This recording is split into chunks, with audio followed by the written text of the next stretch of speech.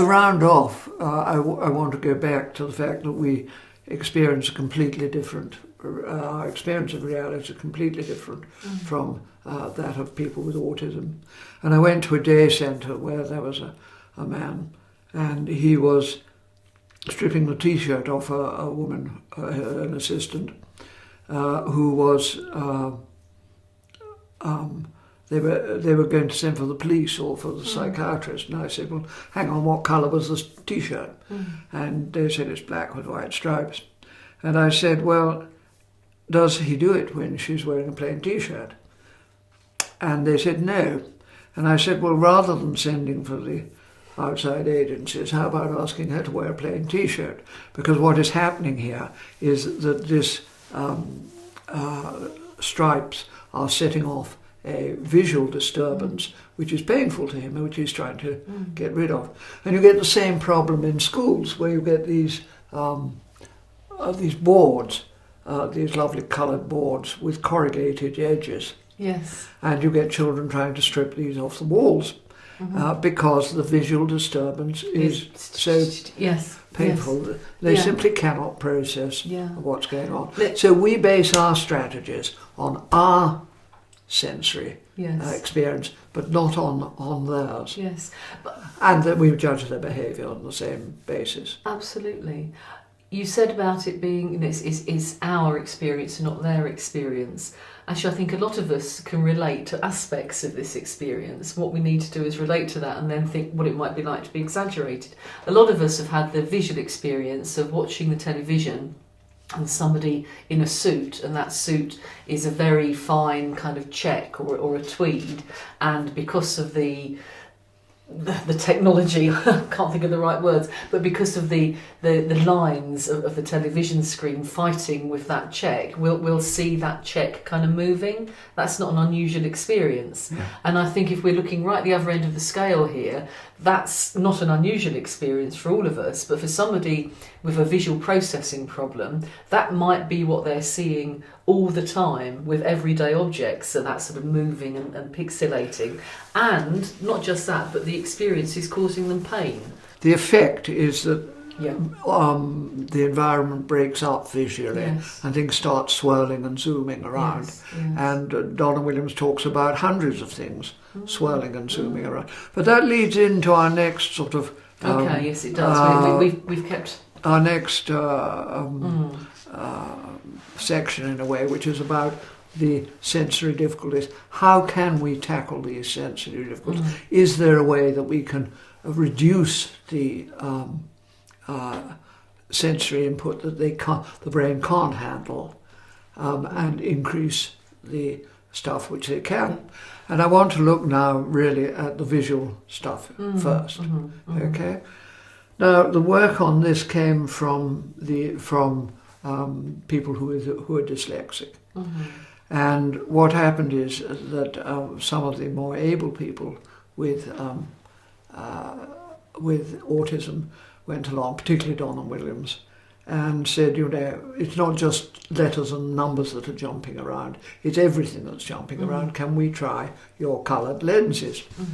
And she put them on, she tried them on, and she said when she came to the one which was helpful, she said, everything in the world went shunt, stopped moving.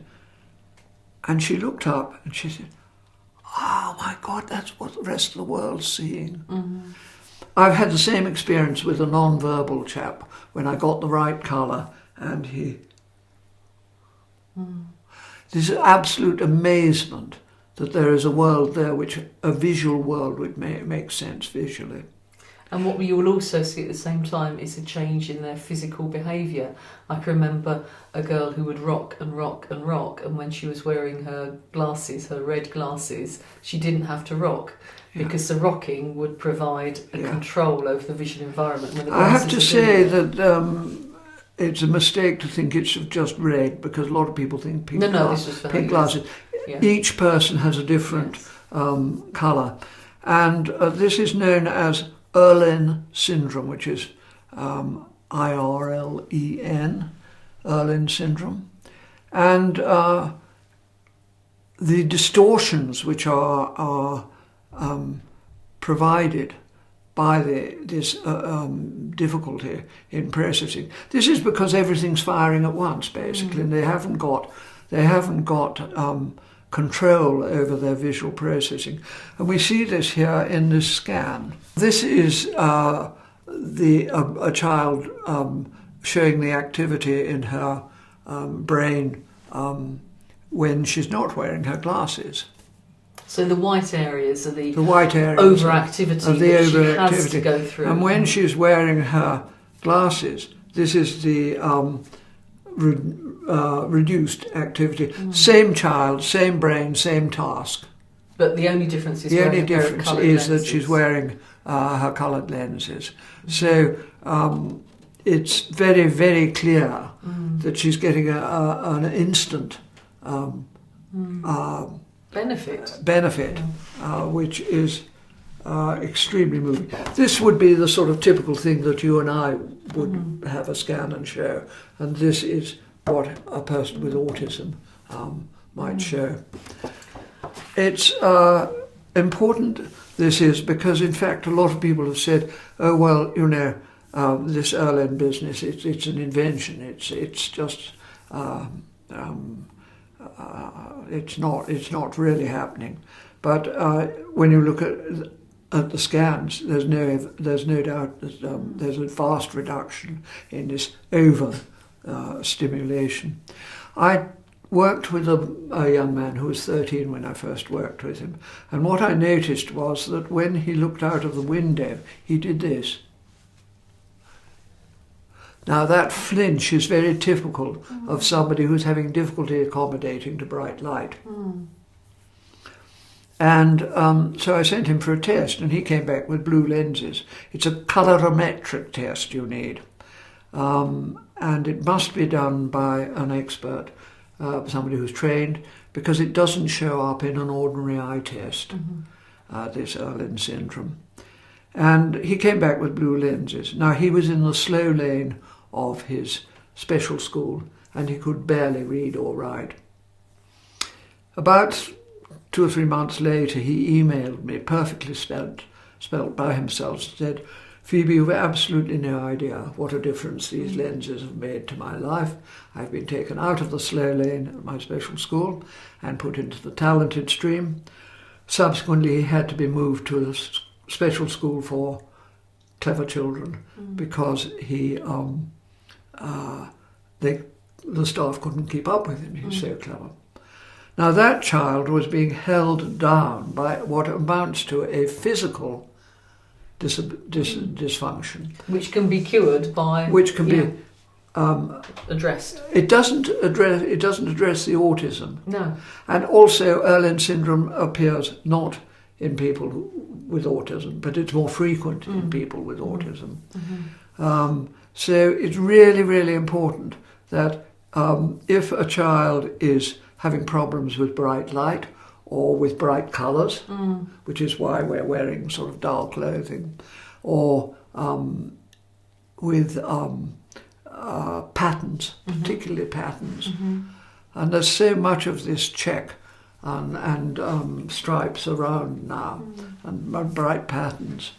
They're all the fashion. But they are all make difficulties.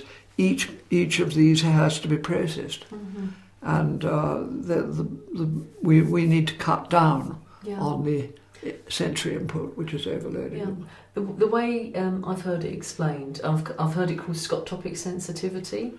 Yes, but not many people are actually using that term now.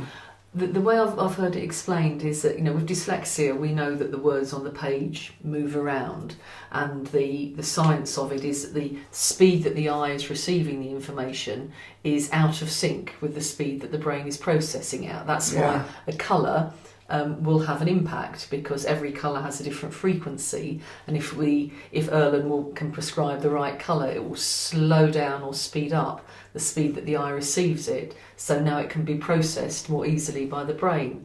And can I just throw in my experience of this? And I went to a lecture about Scotopic sensitivity, and I've got mild dyslexia, and it was Dr. Ian Jordan who was doing the presentation, and he asked for volunteers with dyslexia, and he tested my eyes at break time and found that pale green is apparently my colour, and then he asked me as an experiment to stand up in front of everybody with my hands in 2 separate bowls of water, and one was warm and one was cold, and then he held a green filter between my eyes and the light he'd asked me to look at and said, "What do you feel?"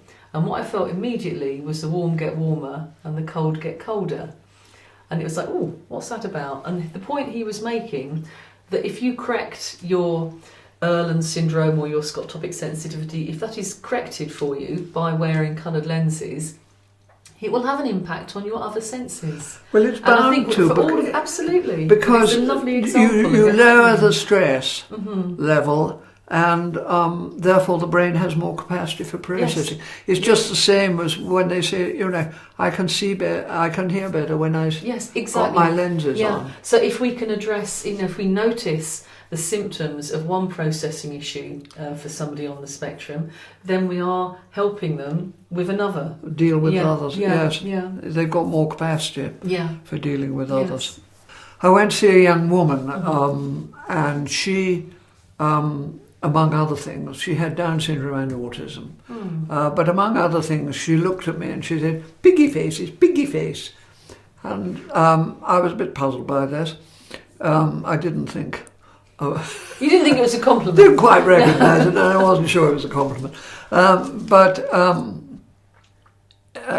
it became clear to me later on when I saw a drawing done by a child with autism, and what she was showing is a face with a black disc in the middle, and everybody else behind them had piggy faces. Literally, they were the faces they had sort of snouts like, and this was a visual distortion, a real one, and she actually called them piggy faces. So this young lady with Down syndrome was the experiencing the same well, thing. Down syndrome and autism. Yes. She was having the same visual experience. And what I think I'm trying to say is the visual experience from Irlen syndrome can manifest in an awful lot of different ways. Yes. But behaviour-wise, you may see a child who opts for a particular coloured room, or dislikes a particular colour, or